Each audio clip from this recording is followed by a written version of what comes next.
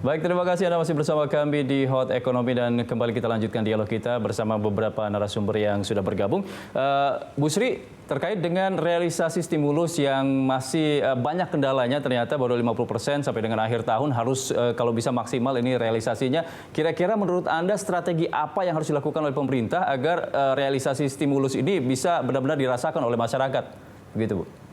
Ya, saya kira begini, yang jelas kan memang tidak semuanya adalah domennya pemerintah ya. Mesti mengajak bekerja sama, ada Pemda dan juga berbagai pihak seperti dunia usaha, kan mereka juga ada asosiasinya, banyak kelompok masyarakat yang bisa membantu gitu ya.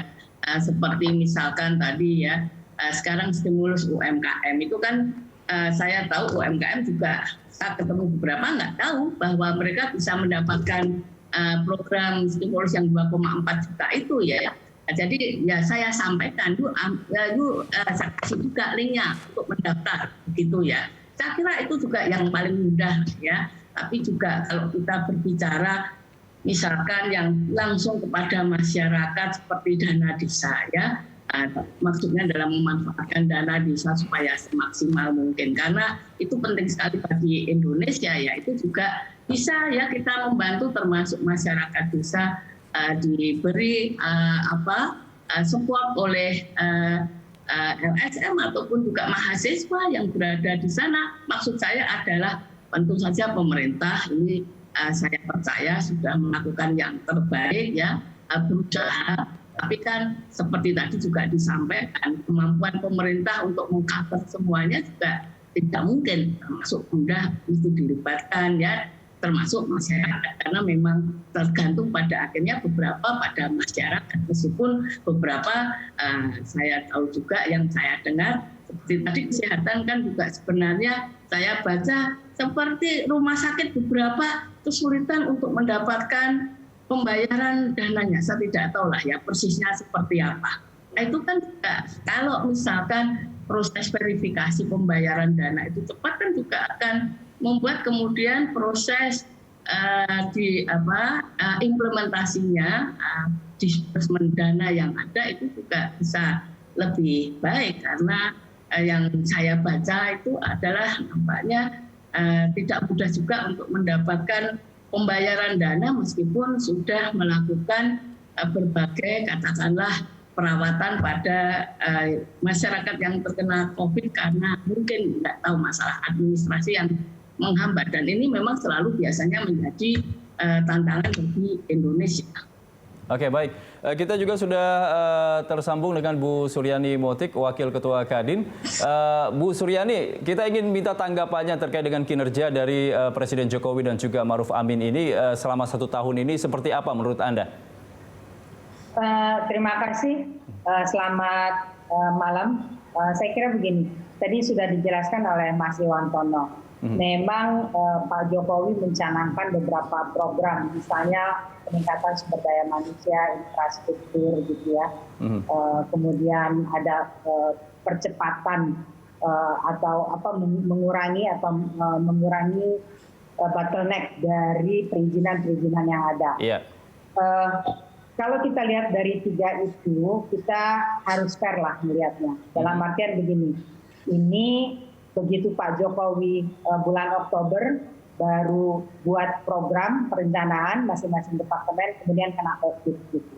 Nah, pada saat kena COVID kan kemudian mesti ada adaptasi, penyesuaian dari anggaran-anggaran yang ada, banyak switch karena memang leadnya, sektor utamanya, persoalannya, isunya adalah kesehatan, jadi memang leading sektornya kesehatan. Jadi kelihatannya infrastruktur belum menjadi prioritas lagi. Kemudian peningkatan SDM, kalau toh menjadi hari ini diprioritaskan juga tidak tepat. Itu izin. Nah, izin ini kecepatan Pak Jokowi. Dalam artian gini, di satu sisi memang kita suka dan kita perlu gitu, dan itu idenya Omnibus Law untuk mempercepatkan persoalan-persoalan perizinan.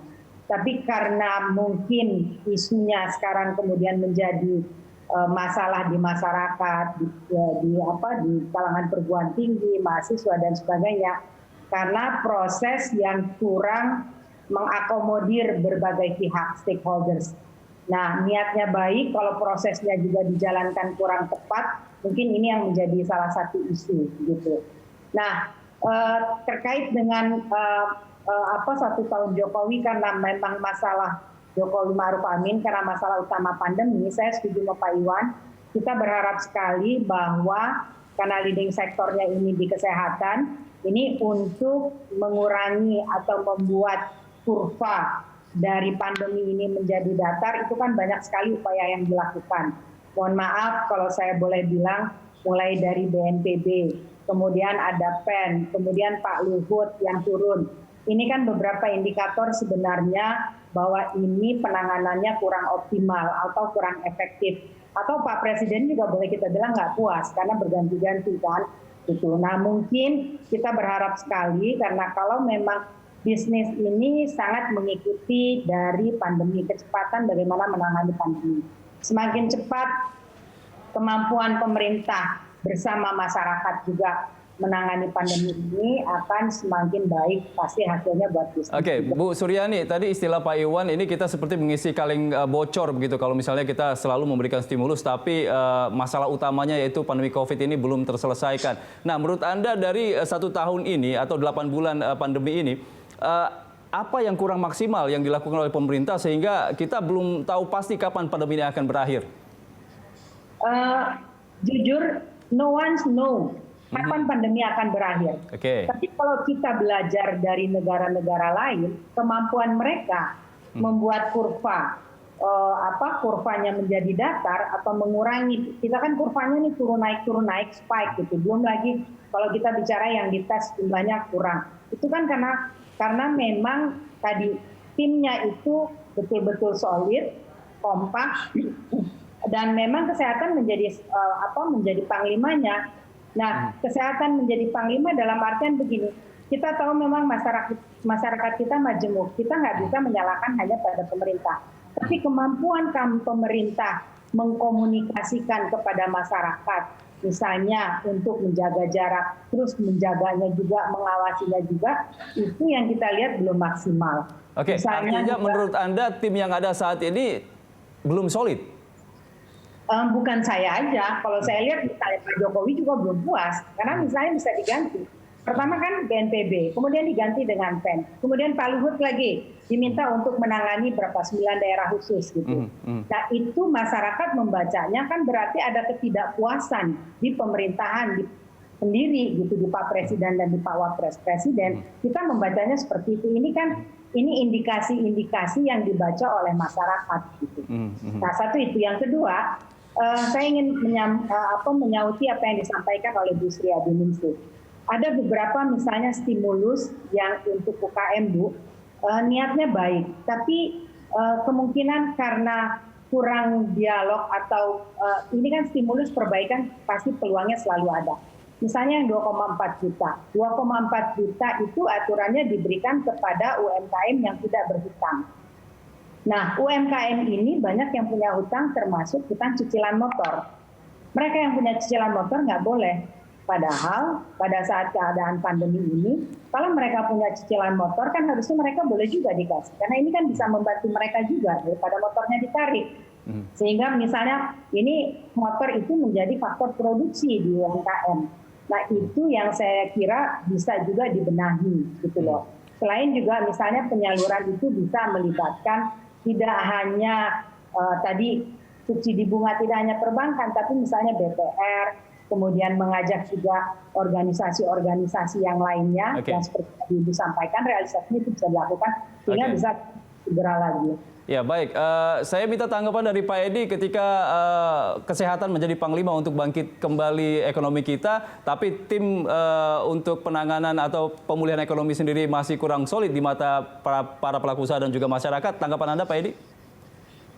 Ya kita semua bisa melakukan penilaian ya. Dan kalau dikatakan Presiden juga tidak puas, ya terus terang saya juga tidak tahu ya, cuma beliau yang tahu gitu ya. Nah cuma begini, yang saya tahu nih, jadi misalkan dari BNPB ke Komite Penanggulangan COVID dan PEN dijadikan satu ya. Setahu saya ya, bukan karena Presiden tidak puas dengan BNPB, tetapi ingin supaya upaya penanggulangan COVID dan pemulihan ekonomi itu berada dalam satu kendaraan, yaitu Komite Penanggulangan COVID dan Pemulihan Ekonomi. Di bawahnya ada Satgas COVID, kemudian ada Satgas Pemulihan Ekonomi Nasional. Itu yang saya tahu. Nah, kemudian yang Pak Luhut itu juga saya nggak mendapat kesan bahwa Presiden tidak puas kepada Satgas COVID sehingga menunjuk Pak Luhut. Tapi karena kebetulan saya ikut ya beberapa rapat-rapatnya ya, itu Presiden memberi perhatian khusus gitu ya kepada 9 atau 10 provinsi dan minta ada upaya khusus, dan beliau menunjuk Pak Luhut untuk mengkoordinasikan semua, termasuk yang tadi disampaikan oleh Bu Sri ya tentang rumah sakit yang kesulitan untuk mendapatkan reimbursement dan sebagainya, itu ditangani langsung oleh Pak Luhut. Seminggu kemudian beliau rapat dengan rumah sakit sekitar 100 atau berapa rumah sakit gitu, dan segera dicari solusinya. Jadi itu kalau penilaian saya sih bukan karena Presiden tidak puas, tapi lebih kepada ada situasi khusus yang menghendaki sesuatu yang ad hoc yang sifatnya harus segera dilakukan. Gitu. Oke, Pak Edi, ini kan akhir tahun sudah tinggal berapa bulan lagi, sementara stimulusnya baru terrealisasi 50%. Apa kira-kira strategi yang akan dilakukan ke depan dan targetnya apa? Kira-kira bisa selesainya untuk pandemi ini, kira-kira kapan targetnya, Pak? Ya, jadi kalau kita lihat secara keseluruhan memang tadi ya sekitar 50%. Nah, karena posisi tanggal 8 Oktober ya, atau 15 Oktober posisi terakhir itu sekitar 48% ya. Nah, sebenarnya kalau kita lihat menurut klaster itu beberapa itu sudah sangat baik. Seperti UMKM itu realisasinya udah 73%. Kemudian perlindungan sosial itu 78% gitu ya. Nah, kesehatan itu baru sekitar 30%. Nah, ini memang gitu ya. Ini yang kita lihat ada kendala tadi disebut oleh Bu Sri ya, bahwa ini ada persoalan lama sebenarnya kan, ada persoalan birokrasi kita dan sebagainya. Kita nggak bisa nafikan bahwa itu ada gitu ya. Tapi kita terus mencari solusi gitu ya. Kemarin juga saya barusan lapor gitu bahwa masih ada anggaran penanggulangan COVID itu yang belum ada DIPA-nya gitu. Saya sudah sampaikan ini udah mau akhir tahun, mau kapan lagi gitu. DIPA aja masih ada yang belum disusut. Dan Kementerian Keuangan merespon dan berjanji untuk segera mendorong kementerian terkait untuk segera menyusun DIPA-nya. Itu yang bisa dilakukan oleh kami di kantor staf Presiden ya. Dan pertama adalah mempercepat penyusunan DIPA untuk anggaran-anggaran yang memang perlu DIPA, karena nggak semua anggaran di penanggulangan COVID dan PEN itu perlu DIPA ya. Oke, baik. Ya. Baik, Pak Edi, saya minta closing statement dari Ibu Sri. Bu Sri, kira-kira closing statement Anda, apa yang harus dilakukan pemerintah agar di tengah pandemi ini program-program pemerintah ini bisa tetap berjalan dan bisa maksimal begitu, Bu Sri? Ya, saya kira begini ya, yang jelas kan pemerintah punya banyak program dan disupport dengan dana yang luar biasa besarnya. Tapi seperti tadi juga sudah saya sampaikan, kapasitas pemerintah itu juga terbatas. Karena kan memang ini kan kerja besar, sehingga berharap bekerja sama dengan berbagai pihak, termasuk Pemda tentu saja, dan di luar pemerintahan kan juga tidak semuanya otoritas itu di bawah pemerintah, termasuk dengan masyarakat, akademisi, LSM ya, karena ini kerja besar dan luar biasa dampaknya. Kita semua ingin segera ini selesai, ingin segera COVID bisa diatasi dan juga ekonomi bisa segera pulih. Dan saya kira ini bukan hanya kepentingan pemerintah, ini kepentingan kita bersama. Kita semuanya berharap dan tentunya mau dan akan bekerja keras agar supaya COVID bisa segera berlalu, demikian juga ekonomi segera pulih, sehingga kita sebagai anak bangsa dan juga kita mau bekerja keras agar supaya kita bisa kemudian nanti hidup seperti sebelum COVID. Bahkan lebih baik lagi. Oke, baik Bu Sri, terima kasih. Ini pemerintah tidak bisa menyelesaikan pandemi ini sendiri. Kira-kira Bu Suryani dari pelaku usaha sendiri, apa sumbangsi atau peran yang akan diberikan untuk bisa bersama-sama pemerintah menyelesaikan pandemi COVID-19 dan membangkitkan kembali ekonomi kita? Saya kira begini, sepakat bahwa memang dalam keadaan seperti ini kita mesti sharing pain gitu loh. Kita dunia usaha sudah bekerja keras, dan kita juga tidak mungkin kerja sendiri, kita juga butuh stimulus gitu.